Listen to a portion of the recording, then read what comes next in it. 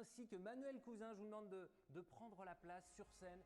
Bonjour à tous, bienvenue en Vendée, bienvenue au Sables d'Olonne pour suivre cette remise des prix de la 9e édition du Vendée Globe.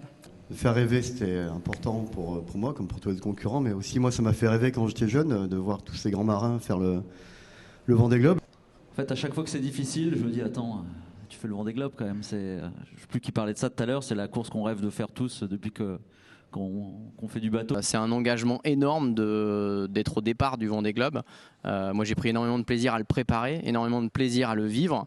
Et la cerise sur le gâteau, un top 10, donc je suis ravi. C'est beaucoup de choses, une arrivée du Vendée Globe. Quand on a passé 3 mois tout seul sur un bateau, on s'imagine... Enfin, c'est vrai que je ne m'étais pas du tout préparée à l'arrivée.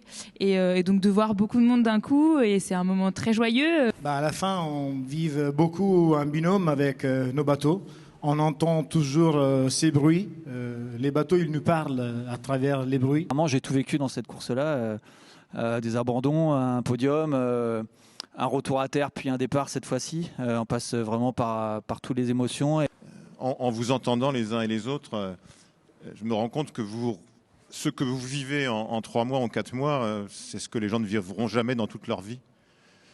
Et sur un parcours du Tour de France, c'est un peu la même chose. À ce moment-là, on oublie forcément la course, on oublie ce pourquoi on a pris le départ, etc. Il s'agissait de Kevin Escoffier, que je connais bien pour avoir fait toute ma préparation avec lui. Donc quand on m'a demandé de me dérouter pour aller le secourir, c'était une grande responsabilité pour moi. Un trou, ça coule. Ça, c'est sûr. Alors, il y avait quoi? Moi, je dis toujours un trou, une fuite. S'il n'y a pas de trou, il n'y a pas de fuite. Oui, ça là-dessus, on est d'accord. Par contre, fissure, ça aurait pu carrément avoir un énorme trou, et à ce moment-là... Grosse fuite du coup, quoi. Une grosse fuite. Moment particulier, Damien Seguin, on vous a vu, c'était ça pour vous le moment fort? Il y en a eu tellement, racontez-nous. Des moments forts, il y en a un chaque jour sur le Vendée Globe. Ce serait difficile d'en sortir un, mais forcément, j'ai eu la chance, on l'a vu sur les images, de rencontrer un couple de baleines et forcément, on espère tous vivre ces moments-là, un petit peu hors du temps, cette rencontre magnifique avec la nature. On fait tous de la voile avec ce qu'on a ou ce qu'on n'a pas.